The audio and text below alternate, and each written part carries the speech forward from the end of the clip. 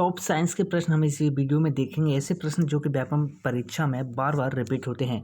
पहला प्रश्न है कि मंदिर में बड़े आकार की घंटियां क्यों लगाई जाती हैं। व्यवहारिक प्रश्न है, इसका सही जवाब है कि मंदिरों में बड़े आकार की घंटियां इसलिए लगाई जाती हैं ताकि प्रबल ध्वनि उत्पन्न की जा सके। ओके, तो प्रबल ध्वनि के लिए या फिर कहें जोरदार ध्वनि पैदा करने के लिए बड़े आकार की घंटियां मंदिरों में लगाई जाती हैं। प्रश्न है कि एक तड़ित चालक किसका बना होता है। बड़ा ही अच्छा प्रश्न है, प्यारा प्रश्न है। तो एक तड़ित चालक बना होता है भाई तांबे का। ओके, विकल्प ए इसका सही जवाब है। अगला प्रश्न है कि यदि हम किसी धनात्मक आवेश के इलेक्ट्रोस्कोप की पीतल डिस्क को धनात्मक आवेश वाली वस्तु से छुपाते हैं तो सोने की पत्ती का अपसरण कैसा होगा। तो भाई सोने की पत्ती का अपसरण बढ़ जाएगा। प्रश्न है कि विद्युत परिपथ के दो बिंदुओं के बीच एक इकाई आवेश के जाने में कार्य का माप क्या होगा।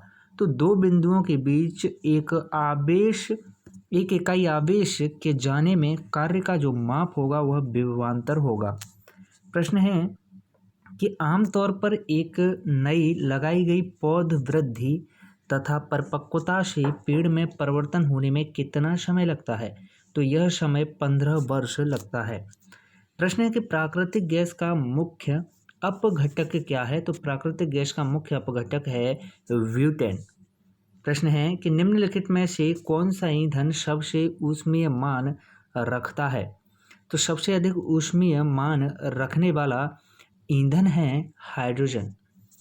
प्रश्न है कि निम्न में से कौन एक खाद्य फसल के रूप में सम्मिलित नहीं है। खाद्य फसल के रूप में सम्मिलित नहीं है जई। विकल्प डी इसका सही जवाब। इसके अलावा चावल, गेहूं, मक्का तीनों ही खाद्य फसल के रूप में सम्मिलित हैं। प्रश्न है कि आवश्यक खनिज तथा विटामिन हमें प्रदान किए जाते हैं कैसे। आवश्यक खनिज और विटामिन हमें प्रदान होते हैं भाई सब्जियों से। प्रश्न है कि पुनर्योरगज डीएनए प्रौद्योगिकी में सम्मिलित है क्या।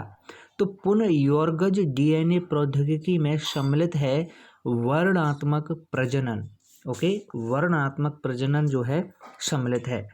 प्रश्न है कि पौधों में श्वसन के संबंध में गलत कथन बताइएगा।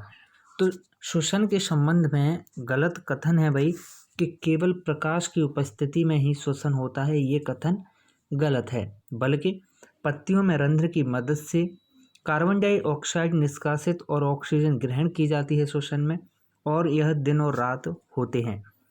प्रश्न है कि मछलियों की विभिन्न जातियों को चुनना जो विभिन्न स्तर पर पोषण प्राप्त करती हैं वे क्या कहलाता है। तो भाई यह कहलाता है संयुक्त मत्स्य पालन। ओके, विकल्प सी इसका सही जवाब।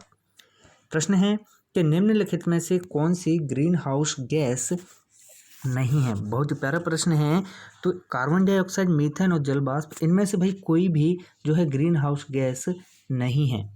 अगला प्रश्न है कि चिकित्सकीय अपशिष्ट जैसे कि रुई, सिरिंज और पैड आदि को एकत्रित करने के लिए किस रंग के कचरा पात्र का प्रयोग किया जाता है। इस प्रश्न का जवाब हम आपको अगले वीडियो में बताएंगे। यदि आपको जवाब पता हुआ है तो आप आंसर जरूर कमेंट करें।